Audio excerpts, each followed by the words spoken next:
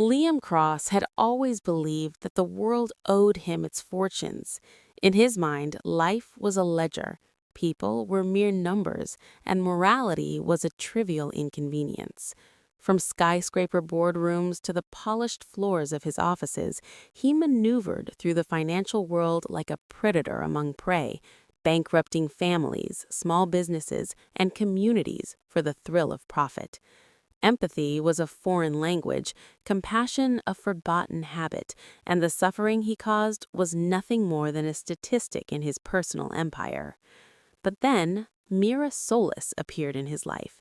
She was not an attorney, not a protester, not even a journalist. She was someone who wielded justice in its quiet, relentless form.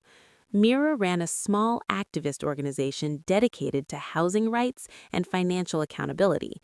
Though her team was modest, they were meticulous, tracking every fraudulent maneuver Liam had made over the years, collecting evidence he could not hide, evidence no courtroom could ignore. The confrontation came quietly, but deliberately. Mira entered his office without fanfare, without an entourage. She carried nothing but conviction. "You've ruined lives, Liam," she said simply. "Now you're going to fix what you broke." He laughed. The sound was sharp, incredulous, almost a reflex. "And if I refuse?" "You will face prison," she replied calmly. "Or you can choose to rebuild, not for profit, not for yourself, for the people you've harmed." For the first time, Liam felt fear, not for his fortune, but for himself. He realized the weight of his actions, the reach of his greed, and for once he could not buy his way out. He chose to work. The task was daunting. Families he had once bankrupted now lived in crumbling buildings, dilapidated apartments, and forgotten neighborhoods. The children remembered the instability, the parents the nights they feared eviction, and there he was, forced to face them not as a benefactor who could erase mistakes with money, but as a man accountable for every action that had caused suffering. At first, Liam approached the work mechanically.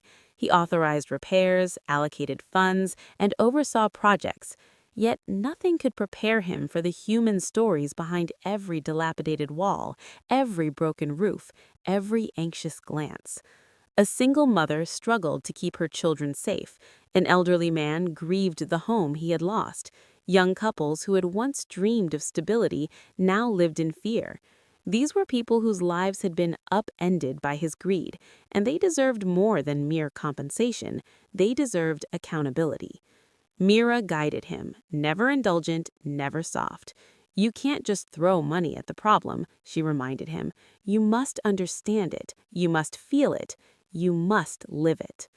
Gradually, Liam began to change. He listened to the families, visited their homes, attended meetings not as a facilitator, but as a witness.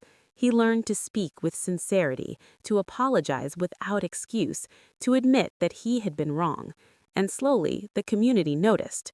Roofs were repaired, playgrounds rebuilt, and hope began to root in neighborhoods that had once known only despair. But change was not linear. Liam wrestled with guilt that never fully eased.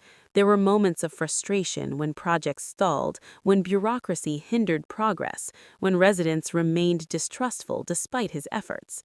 Mira remained firm, a steady moral compass. Redemption was not about feeling better. It was about continuous effort, humility, and responsibility. "You cannot undo the past," she told him, "but you can make today right. That is all any of us can do." As the months passed, Liam reflected on his life in ways he had never allowed himself. He remembered the rush of his first hostile takeover, the exhilaration of manipulating a failing company for profit, and the loneliness of being at the top. Now, through his labor, he found something he had never known: connection. He learned humility in the eyes of those he had harmed and found purpose in helping rebuild their lives. Pride came not from personal gain, but from tangible improvements: a repaired roof, a playground full of laughing children, a family finally secure in their home. Mira's guidance never waned. She pushed him to engage directly with the residents, to see beyond the projects, to understand the emotional scars his actions had left.